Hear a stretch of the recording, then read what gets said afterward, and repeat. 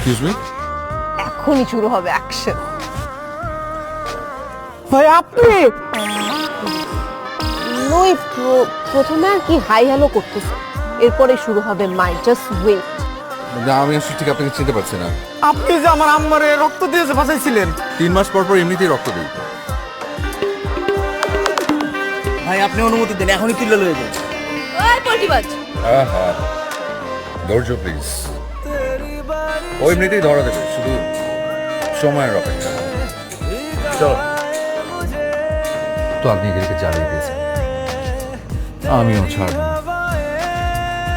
Revenge আমি নেবই।